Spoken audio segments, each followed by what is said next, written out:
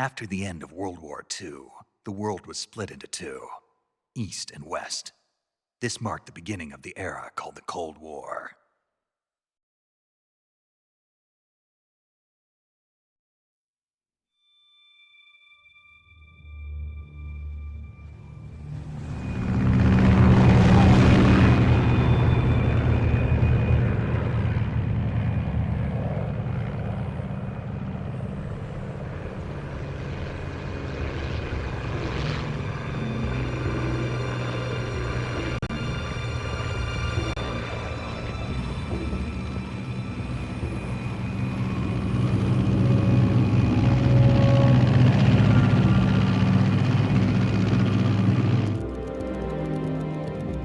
Flying over Pakistan, altitude 30,000 feet.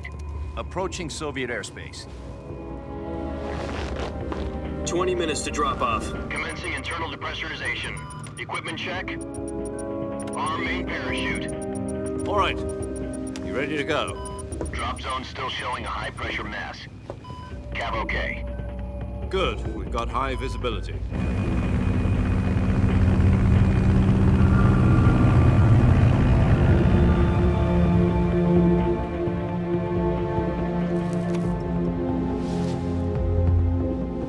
Put out that cigar.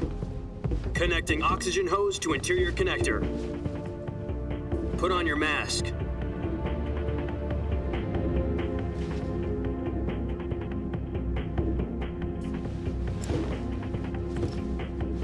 Does this panty waste know what he's doing? Approaching release point. 10 minutes to drop off. Hey, are you deaf? He said put out the cigar and put on your mask.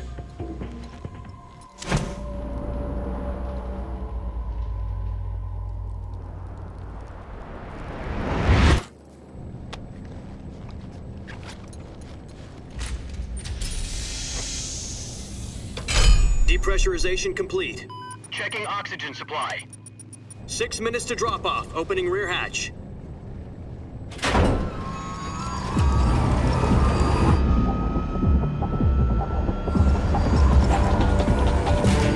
Sunrise.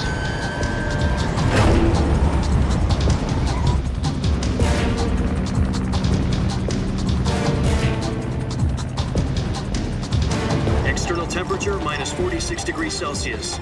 2 minutes to drop off. Stand up. You'll be falling at 130 miles per hour. Try not to get frostbite from the wind chill. 1 minute to drop off. Move to the rear. Activate bailout bottle. This is one for the history books. The world's first halo jump. 10 seconds to drop off. Stand by. Status okay. All green. Prepare for drop-off. Countdown. 5, 4, 3, 2, 1. Spread your wings. And fly. God be with you.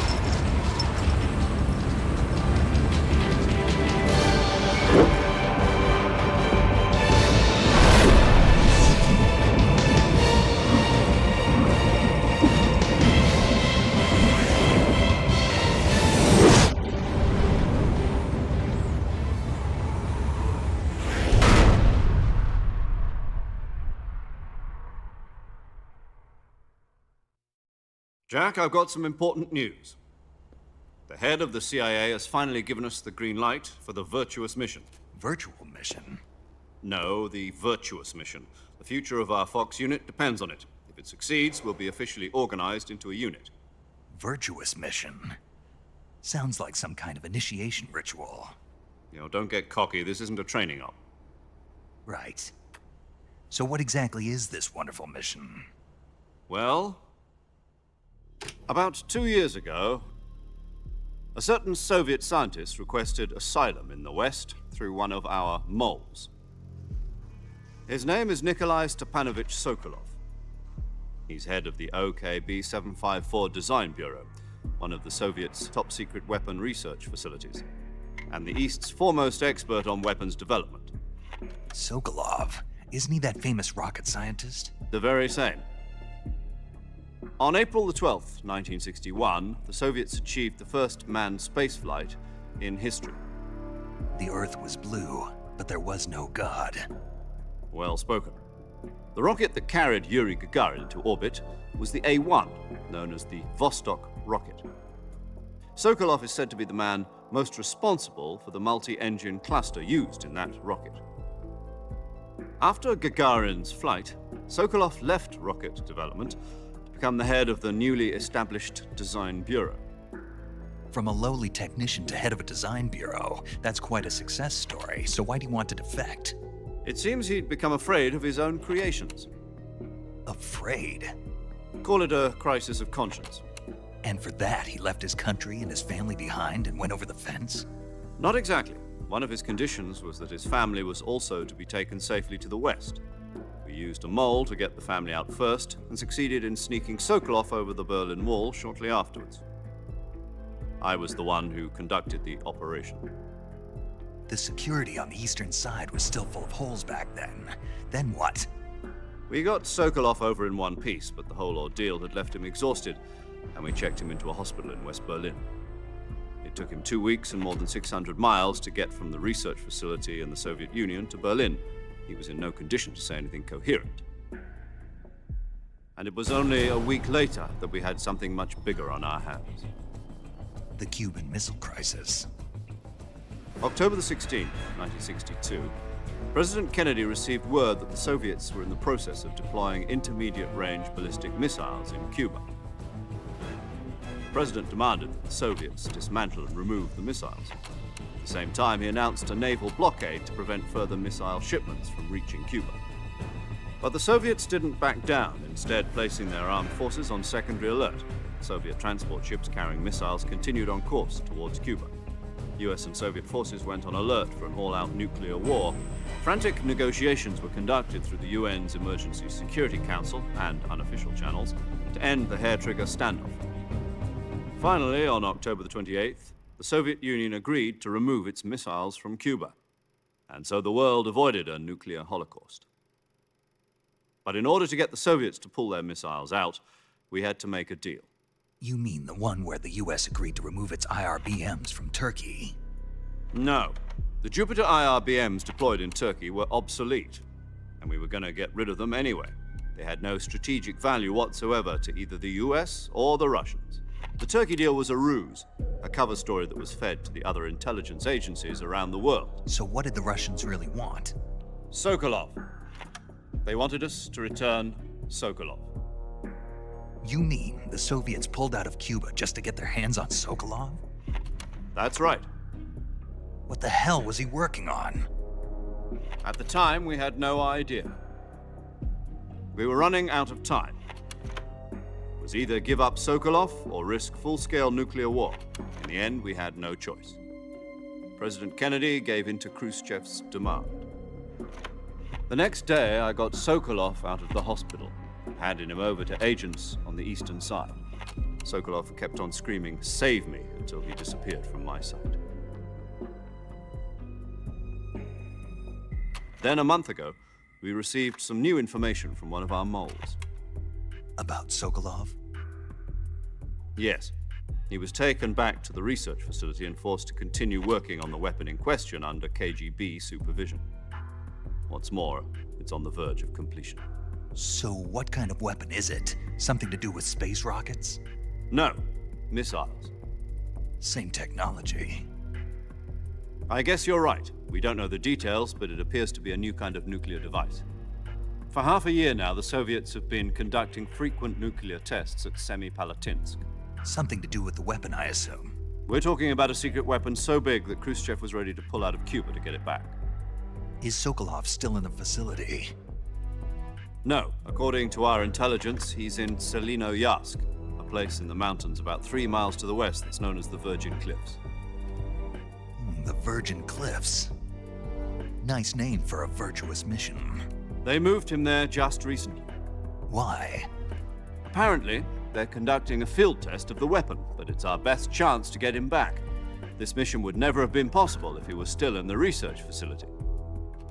This is our last chance. Sokolov must have known that too when he contacted us.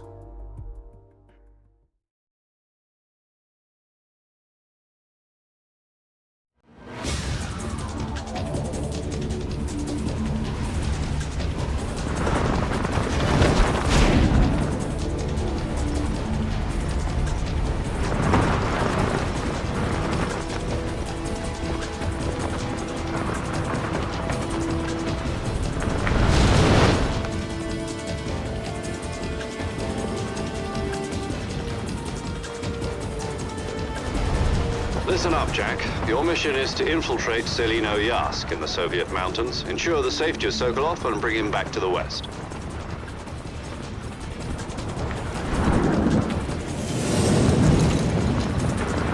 If we don't get Sokolov back before that weapon is complete, we'll be facing a major crisis. The clock is ticking.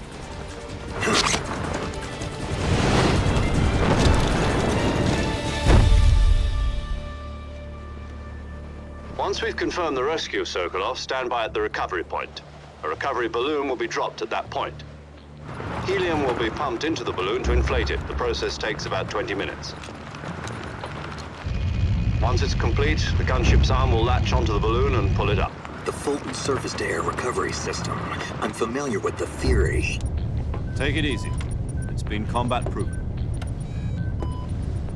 Do you think Sokolov is up to it? The shock will be less than during a parachute jump, and the arm can handle up to 500 pounds. So you're planning on going over the border in a single combat Talon? She's equipped with two 6-barrel 20mm Vulcan cannons, as well as two 40mm machine guns. Sounds like she could hold her own against a battalion of tanks. Even with the fuel in the reserve tank, we're facing a 4-hour time limit. If all goes well, it shouldn't take more than a few hours. Home in time for dinner. But if anything goes wrong, you'll be eating dinner, breakfast, and all the rest of your meals in the jungle.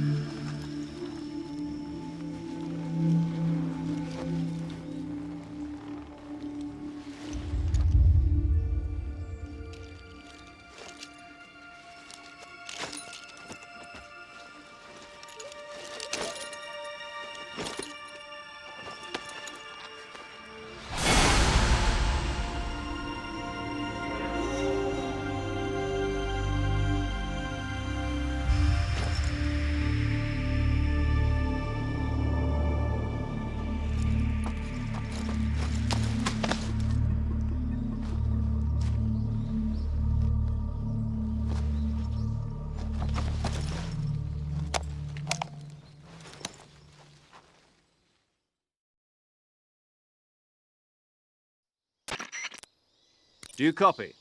You're already in enemy territory, and somebody might be listening in. From here on out, we'll be using code names to refer to each other.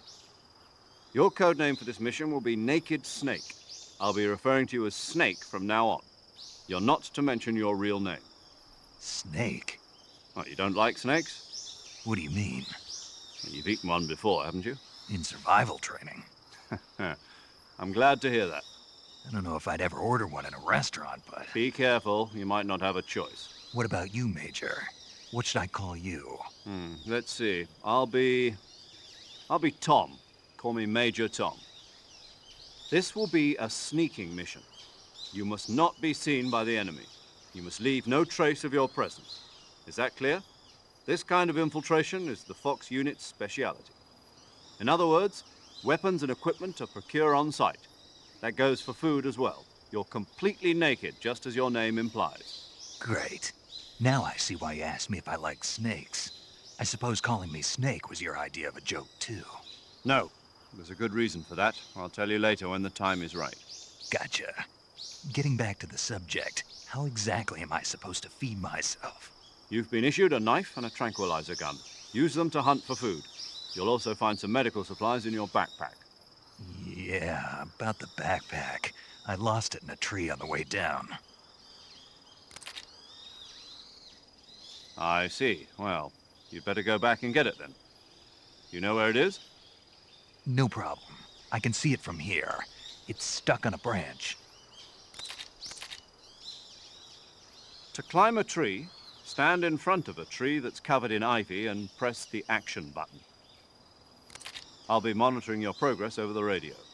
We can't risk violating Soviet airspace, but I'll be in the gunship. My frequency is 140.85. I'll give you a call if I need to talk to you. If you need to talk to me, use the send function. Okay, Snake, go get your backpack.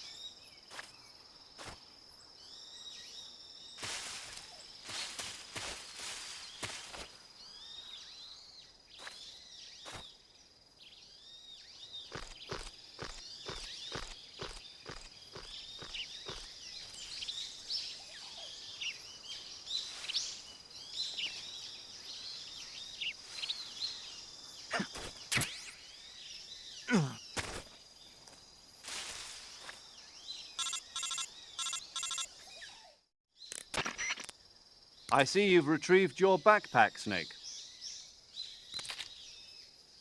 To equip a weapon, it's necessary to take it out of your backpack. In the survival viewer, choose Weapon from the backpack. Your available weapons will be displayed in a window in the upper left.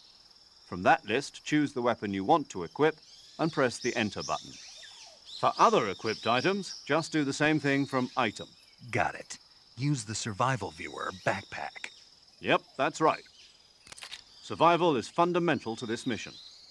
After you've been out in the field for a while, your stamina will start to drop. If your stamina gets too low, it'll affect your performance. You won't be able to shoot accurately, for example, and your wounds won't heal as smoothly. Keep an eye on your stamina so you don't run out. To recover lost stamina, you can hunt for local flora and fauna. You can use either your tranquilizer gun or your knife to hunt. My only weapon is a Mark 22 Hush Puppy tranquilizer gun? That's right. It's been fitted with its own suppressor. However, the suppressor will deteriorate every time you fire. Once its durability reaches 0, the noise suppression effect will be gone. So don't get too trigger happy with it. The suppressor's durability is shown in the icon. Any weapons and equipment beyond what you're carrying now, you'll have to find as you go. I have to find my own weapons and equipment? Whose crazy idea was this anyway? Solo covert actions are standard Fox operating procedure. You can't leave any traces of your presence.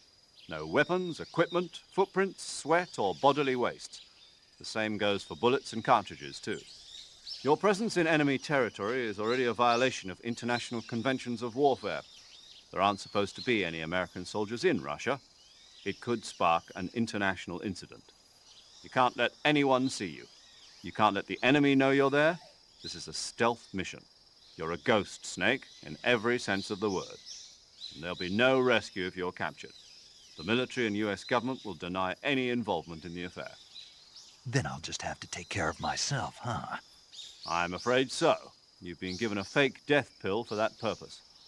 SIS guidelines stipulate that soldiers on covert ops like this one be issued a potassium cyanide capsule. Tape it to your body so you can take it when you need to. How generous of you. Use it if you're taken prisoner by the enemy. It'll send you into a state of false death for a short time. Fooling them into thinking that I'm really dead. So how do I come back to life? Just take the revival pill. You mean that thing they put in my tooth before the mission? That's the one. But be careful. If you remain in a state of false death for too long, nothing will be able to bring you back. Remember that. I'll keep it in mind. You said this was a solo mission, right? Right. I guess that means I can't count on any reinforcements. Correct. The mission rests entirely in your hands. A real one-man army. Relax. There's a support team ready to back you up over the radio. Who? I'll introduce them to you. This time, survival is of utmost importance. The first member of the support team will be in charge of monitoring your physical condition, acting as a medic, so to speak, as well as recording your mission data. She's a member of Fox as well, and she's here on the gunship with me. She? Hello, Snake. I'm paramedic. Nice to meet you. Paramedic. As in a medic who comes in by parachute. Aren't you going to tell me your real name? Are you going to tell me yours, Mr. Snake? My name, huh? It's John Doe. And they call you Jack for short. You're a regular Captain Nemo. A name means nothing on the battlefield. After a week, no one has a name. What's your name? Jane Doe. Very funny. I wasn't joking, but I'll tell you my name only if you manage to make it back alive. My frequency is 145.73. She's also in charge of recording your mission data. Whenever you want to save, send a message over the reserved save frequency, 140.96. So saving lets me record my mission data. That's right. It also records the state of your health. Good to know. There's one more person I want to introduce you to, Snake. Huh? Speaking of snakes, you remember the boss, don't you? A legendary soldier and your mentor. Actually, it was the boss that got the DCI's authorization in the first place. She's going to be serving as Fox's mission advisor. Boss is? She also helped me plan this mission. She and I were at SAS together. Jack, is that you? How many years has it been? Boss? That's right. It's me. Talk to me. Let me hear your voice. It's been 5 years, 72 days, and 18 hours. You've lost weight. You can tell just by the sound of my voice. Of course I can. I know all about you. Really? Well, I don't know anything about you. What's that supposed to mean? Why'd you disappear on me all of a sudden? I was on a top-secret mission. You didn't need me anymore. But there were still so many things I wanted you to teach me. No, I taught you everything you needed to know about fighting techniques. I taught you all I could. The rest you needed to learn on your own. Techniques, sure. But what about how to think like a soldier? How to think like a soldier? I can't teach you that. A soldier needs to be strong in spirit, body, and technique. And the only thing you can learn from someone else is technique. In fact, technique doesn't even matter. What's most important is spirit. Spirit and body are like two sides of a single coin. They're the same thing. I can't teach you how to think. You'll just have to figure it out for yourself. Listen to me, Jack. Just because soldiers are on the same side right now doesn't mean they always will be. Having personal feelings about your comrades is one of the worst sins you can commit. Politics determine who you face on the battlefield. And politics are a living thing. They change along with the times. Yesterday's good might be tomorrow's evil. Is that why you abandoned me? No, it had nothing to do with you. I already told you, Jack. I was on a top-secret mission. A soldier has to follow whatever orders he's given. It's not his place to question why. But you're looking for a reason to fight.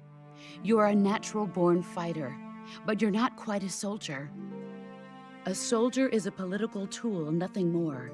That's doubly true if he's a career soldier. Right and wrong have no place in his mission.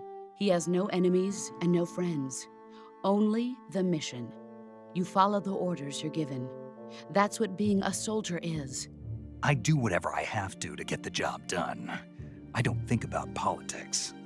That's not the same thing. Sooner or later, your conscience is going to bother you. In the end, you have to choose whether you're going to live as a soldier or just another man with a gun.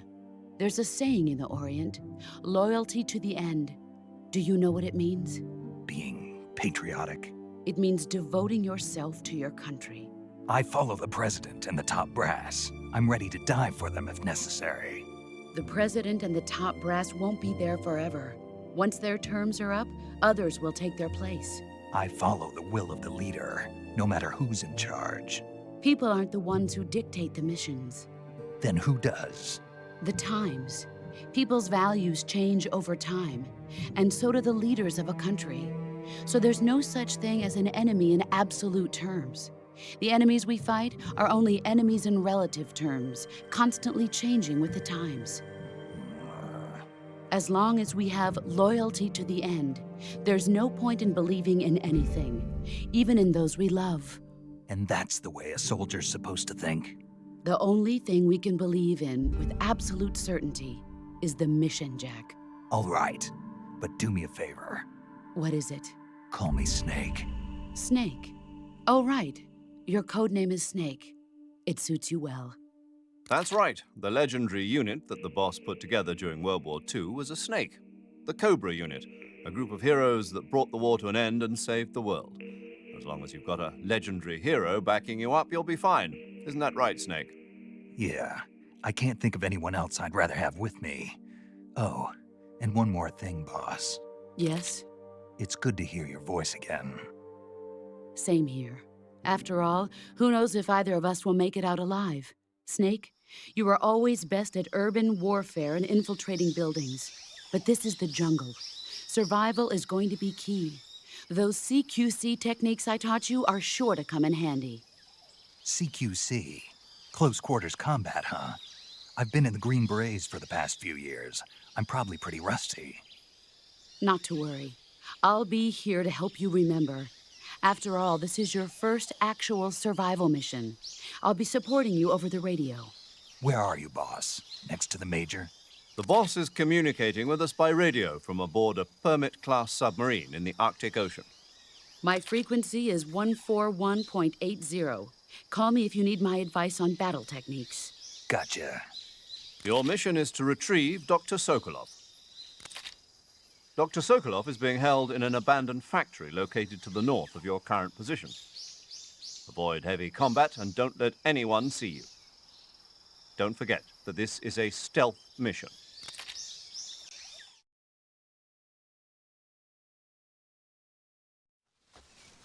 Snake, try to remember some of the basics of CQC.